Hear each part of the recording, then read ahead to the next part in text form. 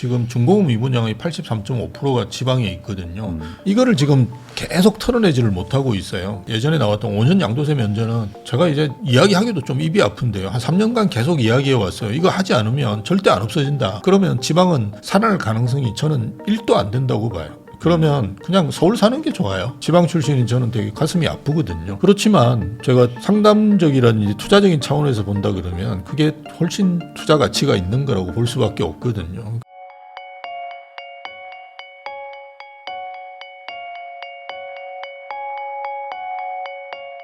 심영석 교수님하고 이야기 나누고 있는데요. 그러면은 지금 서울 쏠림 현상도 당분간 계속 될 수밖에 없다. 이렇게 생각을 해야 될까요? 지금 지방에 계신 분들도 계속 서울로 집 사러 오는데 예. 지방 살리기 이런 정책을 정부가 또 쓸 확률도 있지 않겠습니까? 예, 저는 아마 이재명 정부에서는 지방이 조금은 그 정책적으로는 빛을 볼 거라고 보는데요. 과연 이제 정말 살릴 수 있는 정책을 쓸 수 있느냐? 저는 되게 힘들다라고 봐요. 왜냐하면 일단 그 미분양을 털어내야 되는데요. 지금 중공업 미분양의 83.5%가 지방에 있거든요. 이게 80%대에서 계속 왔다 갔다 하는데 최근에 계속 비중은 늘어나고 있어요. 그래서 이거를 어떻게든 일단 털어내야지 그 다음에 뭘 할지 이걸 고민할 수가 있거든요. 근데 이거를 지금 계속 털어내지를 못하고 있어요. 그걸 털어내기 위해서는 우리가 잘 아시다시피 수요를 촉진시켜야 되는데요. 그거는 뭐 지금 대출이나 아니면 세금밖에 없죠. 뭐 대출을 더 해주고 그 다음에 세금은 깎아줘야 되는데요. 깎아주는 정도가 아니라 예전에 나왔던 5년 양도세 면제는 제가 이제 이야기하기도 좀 입이 아픈데요. 한 3년간 계속 이야기해 왔어요. 이거 하지 않으면 절대 안 없어진다라고 계속 이야기해 왔거든요. 그런데 뭐 제가 볼 때 이제는 못 할 거예요. 왜냐하면 세수 확보를 해야 되기 때문에 그걸 줄인다는 거는 상상을 못 할 거예요. 이제는. 그러니까 그거를 저는 할 수 없을 거다라고 보고요. 대신에 이제 또 찔끔찔끔 나오겠죠. 공시가를 올려준다든지 뭐 1주택에 포함 안 되는 거. 그러니까 지금은 이제 지방에 쓸 수 있는 정책들은 어떤 정책을 써야 되느냐 그러면 혜택을 주는 정책을 써야 되거든요. 지금까지는 이제 서울은 구박했는데 너는 구박 안 할게 이거잖아요.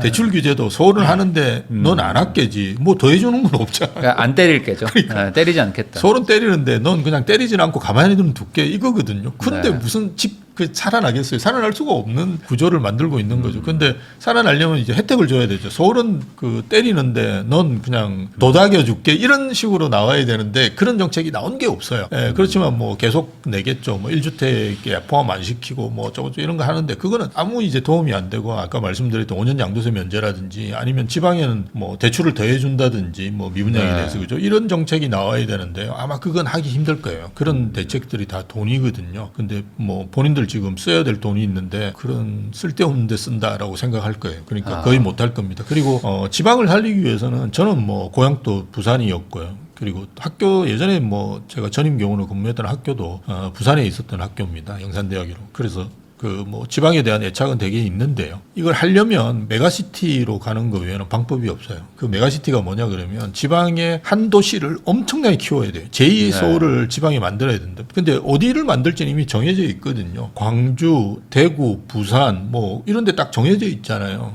그런 데를 어마어마하게 키워줘야 돼요. 저 뭐 강원도 같으면 강릉이 될까요? 뭐 이런 데를 키워야 됩니다. 키운다는 말이 뭐냐 그러면 모든 혜택을 다 줘버려야 돼요. 나름대로 GTX 만든다 그러면 지방에 GTX도 거기 주고 공항도 있으면 거기 주고 그죠? 뭐 이런 식으로 모든 걸 다 때려 혁신도시 예전에 뭐 기업도시 이런 것도 했었잖아요. 그런 걸 한 도시에 완전히 다 때려 넣으면 지방은 살아날 수 있어요. 예, 왜냐하면 그 나름대로 그 도시로 해가지고 지방도 그렇게 권역을 만들거든요. 그게 이제 개념이 메가시티 개념입니다. 그래서 부산에 모든 걸 다 때려 넣어야 돼요. 못합니다. 부산을 서울로 만들고 그렇죠. 주변을 이제 수도권처럼 운영하는 거죠. 예, 그렇게 가는 건데요. 일본도 가보더라도 오사카 경제 규모가 우리보다 크거든요.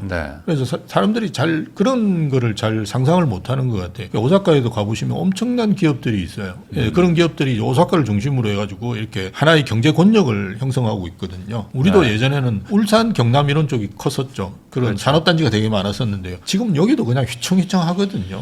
근데 어쨌든 부산을 중심으로 해서 큰 도시를 만들어 만들어야 되는데 그거를 할 가능성은 저는 제로라고 봐요. 우리나라 정치권이라든지 네. 또 뭐 울산이 가만히 있겠습니까? 창원은 또 가만히 있겠습니까? 그러면서 서로 이제 뒷다리 잡으면서 못 가게 만들 거예요. 한국 분들 특징이 뭐냐 그러면 남 잘 되는 내가 안 되는 건 상관이 없는데 네. 남 잘 되는 거 절대로 못 봅니다. 그래서 이런 정책을 쓸 수가 없어요. 그러면 지방은 살아날 가능성이 저는 1도 안 된다고 봐요. 그러면 그냥 서울 사는 게 좋아요. 네. 저도 이제 친구들이 연락이 오면 지방엔 전세 살고 서울 살아라고 이야기해요. 그런 이야기 하면서 지방 출신인 저는 되게 가슴이 아프거든요. 그렇지만 제가 상담적이라는 이제 투자적인 차원에서 본다 그러면 그게 훨씬 투자 가치가 있는 거라고 볼 수밖에 없거든요. 그래서 지방은 저는 뭐 정말 힘들다. 특히나 그 유출되는 인구가 계속 유출되니까요. 고령화되는 거는 인구가 유출되니까 고령화되는 거거든요. 유출되는 인구의 부산만 해도 63%인가가 2030 세대들이에요. 네. 근데 이제 우리가 울산하고 부산하고 이렇게 비교를 해보면 차이 나는 게 울산은 이제 20대 초반이 많이 가고요. 부산은 20대 후반이 많이 가요. 울산은 이제 대학이 없다 보니까 거기 울대밖에 없거든요. 4년제가 울산대학밖에 없습니다. 그러니까 뭐 울산 유니스트라고 해가지고 엄청나게 좋은 대학이 있긴 해요. 카이스트 같은 거. 네. 근데 그거는 뭐 논외로 하고요. 울산대학밖에 없으니까 젊은 친구들이 서울로 대학을 많이 가고요. 부산은 제가 알고 있기에 16개인가 대학이 있어요. 그러니까 내부에 흡수되거든요. 근데 20대 후반이 되면 직장이 없으니까 다 떠나는 거예요. 그런 지금 상황에서 가만히 놔두면 그냥 계속 무너지는 거죠. 그럼 이런 상황에서 그 한국의 GDP에서 건설 경기 비중이 한 14~15% 정도 예, 되더라고요. 맞습니다. 관련된 지금도 그 정도 것들이. 됩니다. 예. 그러다 보니까 이게 GDP, 그러니까 소위 말하는 경제 성장의 되게 핵심 포인트이기도 한데 예. 여기 지금 건설 경기 투자가 뭐 마이너스 8%씩 해서 뭐 계속 그 경제 성장을 까먹고 있단 말이죠. 그럼 경제 살리기를 하겠다는 현 정부가 건설 경기 부양 이러면 또 이제 지방의 미분양 해소, 그다음에 지역의 어떤 뭐 건설 경기 부양을 통한 뭐 어떤 SOC도 투자하고 막 이런 식으로 예. 가야지 경제를 살릴 수 있지 않겠냐. 그러면은 말씀하신 것대로 뭐 양도세 조금 포기하더라도 미분양 막 해소하고 뭐 취득세 막 다 면제하고 지방만 한시적으로 풀어주는 이렇게 해야 되는 것처럼 보이는데 이것도 어려울까요? 이렇게 안 될까요? 경제 살리기라는 명목하에. 경제 살리기라는 명목하에 SOC에 투자한다는 건 할 수 있겠죠. 근데 네. 뭐 건설 경기 부양 이런 거는 아마 이 정부는 하기는 힘들 거예요. 그래서 제가 이제 만나본 제 친구들도 보면 뭐 예전에 뭐 국회의원도 하고 이런 친구들 있는데요. 만나가지고 이야기를 해보면 건설 산업을 굉장히 안 좋게 봅니다. 그러니까 일단 별로 좋은 산업이라고 생각 안 하고 여기에서 돈을 그러니까 지원해 주는 거는 뭐 지원하는 게 아니라 구박을 하죠. 오히려. 그 AI라든지 이런 데 써야 된다라고 생각, AI도 모르면서 뭔지 이런 데 써야 된다고 생각을 해요. 그래서 저도 토론회 나가면 그런 사람들한테 별로 좋은 이야기를 안 하거든요. 왜냐하면 이미 건설은 그런 산업이 아니라 지금은 이제 굉장히 첨단 산업을 많이 걷고 있거든요. 건설 부분에도 우리가 뭐 저도 벤처 기업을 하고 있지만 어쨌든 그 벤처적인 요소를 들어갈 게 굉장히 많습니다. 그리고 우리나라는 특히나 더 많은 게 우리나라는 현장 공사가 많잖아요. 외국은 이미 그 공사가 그 공장에서 그 하는 공사들이 많아요. 그렇게 해서 이렇게 가져오는데 그런 것들을 어떻게 혁신적으로 바꿔 나갈까 이런 것들은 대부분 이제 사실 산업적인 요소거든요. 그래서 그걸 잘 결합하면 정말 건설을 첨단 산업으로 만들 수 있고요. 건설에는 정말 최첨단 기술들이 들어가거든요. 우리가 뭐 어떨 때 저도 이제 그런 강이라든지 바다 이렇게 뚫어가지고 터널 만든 데 지나가다가 야 이걸 어떻게 뚫었지 이런 생각을 가끔씩 하거든요. 그래서 최첨단 이런 기술들이 들어가기 때문에 그런 차원에서도 엄청나게 도움이 되고요. 그래서 이렇게 생각해야 되는데 SOC 투자는 모르겠지만 제가 볼 때 건설 경기 부양 이런 말 자체는 전혀 생각은 안 할 거예요. 그렇게 사실 해야 어찌 보면 고용도 촉진도 바로 되고. 그러니까 이게 건설 경기는 그냥 건설을 부양시키면 바로 효과가 나옵니다. 일단 일자리가 많이 늘어나고요. 물론 좀 안타까운 게 최근에는 이제 젊은 분들이 많이 안 계셔가지고 그렇긴 한데 그래도 뭐 일단 누구한테 가든지 간에 일단 가거든요. 그래서 건설 경기 부양이라는 게 뭐 맨날 하기에는 좀 무리가 따를 수 있는데요. 필요할 때는 저희가 예전부터 경기 조절 차원에서 했던 정책들입니다. 그래서 하고 그다음에 제가 말씀드린 대로 이 건설 부분에서 좀 불합리하거나 안 좋은 부분들이 있어요. 우리나라 현장 공사가 많고 뭐 이런 부분들을 어떻게 바꿔 나갈까. 그리고 개발 사업 구조 자체도 우리는 좀 굉장히 정근대적이잖아요. 이거 은행에서 PF 같은 거를 판단할 수 있는 능력도 없고요. 그러니까 맨날 대형 건설에서 뒷다리 잡고 네. 그냥 보증 쓰고 뭐 이렇게 해가지고 하고 있는 이런 정근대적인 형태를 가지고 있는 거 이런 것 좀 바꾸면서 그죠. 뭔가 첨단 산업으로 나갈 수 있는 걸 해야 되는데 지금 뭐 트럼프나 이런 미국도 마찬가지로 SOC 투자하겠다고 하고 모든 나라에서 다 사실은 그런 방향으로 가고 있는데 우리만 사실은 그런 거는 좀 낙후된 거다 이렇게 생각하는 거는 정말 진짜 낙후된 생각이라고 봐요. 네. 그러면은 어쩔 수 없이 지금 아마 이 현 정부에서도 좀 서울 수도권 쪽을 뭐 이렇게 살리려고 하는 건 아니지만 사실상 서울 수도권 쪽에 집중될 수밖에 없는 그렇죠. 그런 예. 상황이다. 예, 거기다 지방- 지금 또 GTX 얘기들도 어쨌든 계속 나오고 있거든요. 또 지방 선거가 있으니까 예. 아마 또 내년 예. 6월 전에 또 뭐 GTX 뭐 또 DEF 또 한다 막 이런 얘기들 막 나오고 뭐 그 예. 지하철 연장한다 이런 얘기들 막 나올 것 같은데 그런 거에 대한 비판적인 시각이 또 그렇게 수도권 쪽에 계속 그렇게 교통 막 그렇죠. 늘리면 예. 인구가 더 쏠림 현상 되는 거 아니냐 이런 얘기도 있거든요. 그렇죠. 근데 뭐 예. 그렇다고 안 할 수도 없고 이거 어떻게 해야 됩니까 이거? 전 그냥 ABC에서 그만뒀으면 좋겠어요. 네. 그 DF는 제 살아 있는 동안 할 수 있는지는 모르겠는데요. 어쨌든 그렇게까지 할 필요가 있느냐라는 생각도 들고요. 왜냐하면 앞으로 우리가 한 10년 지나면 이제 인구 감소가 눈에 보일 거예요. 네. 그래서 서울 외곽이나 수도권 외곽에 사는 분들이 그렇게 많을 거냐?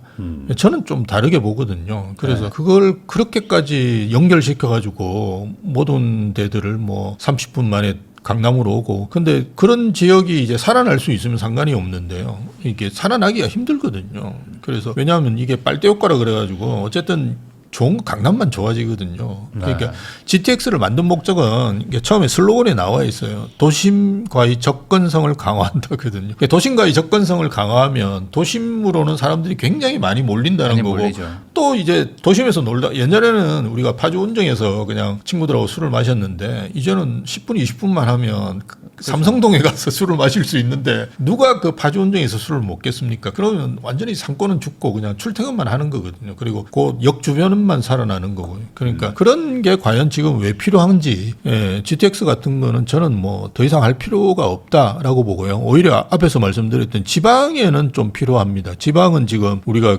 경북 저 산골짜기 이런 데 가보면 대구까지 가는데도 시간이 엄청 걸리거든요. 예, 그런 불편한 데는 어떻게 엮어가지고 좀 안 그렇게 할 수 있도록 그 지역을 뭐 1시간 내에 그죠? 다 통합시킨다 그러면 굉장히 활발한 뭔가 경제 효과들이 일어날 수 있는데요. 그런 걸 투자하는 게 낫지. 수도권은 정말 이제 좀 안 했으면 사람이 안 오도록 자꾸 괴롭히는 방향으로 네. 하는 것이 오히려 좋은 방향이 아닌가. 뭐 근데 아마 또 지방선거 때문에 아마 수도권도 여전히 뭐 하지 않을까. 그러면 또 이게 어쨌든 저희가 또 재테크 얘기를 하는 곳이다 보니까 뭐 네. 국가적인 어떤 뭐 유불리를 따지는 것보다도 어쨌든 뭐 또 돈을 투자하시는 분들이니까 이런 네. 방향으로 정부가 또 갈 수밖에 없다면은 GTX 뭐 BC 뭐 이런 것들에 대해서 지금 막 또 추진하려고 하니까 이거를 고려한 투자 이런 것들도 뭐 단기적으로 봤을 땐 괜찮을까요? 뭐 20년 30년 너무 길고. 그러니까 그게 장기적으로 이제 보셔야 될 건데요. 그 시점이 되면 이제 부동산 시장이 많이 달라져 있을 거예요. 그래서 서울이나 아니면 서울의 이제 주거 선호 지역들만 좀 오르고 오를 때 되면 이제 그 외곽 쪽은 이제 거의 안 오르는 상황이 올 거니까요. 네. 제가 볼 때 투자하시더라도 그 역 주변을 거의 진짜 걸어가지고 출퇴근하는데 정말 문제 없는 그런 것만 하시는 게 좋지 않을까. 우리가 동탄역 같은 경우도 최근에 GTX 뚫리고 뭐 이러면서 네. 많은 분들이 보셨겠지만 거기도 이제 우리가 롯데 캐슬인가 맞아요. 그 아파트만 계속 올랐다가 떨어졌고 했고요. 거기도 시범지구가 있거든요. 예, 시범지구가 있는데요. 거기마저도 사실은 크게 오르지 않아요. 그 여기에서 굉장히 가깝습니다. 그런데도 이게 변화가 별로 없었어요. 그러니까 지금도 그런데 앞으로 그리고 동탄인데 동탄은 일자리도 엄청나게 많은 데잖아요. 그런데도 그런데 나머지 지역들이 과연 그렇게 가능할까? 그렇다 그러면 정말 여기에 딱 붙어 있는 주상복합들만 이제 좀 의미가 있을 거고 나머지들은 별로 의미가 없지 않을까?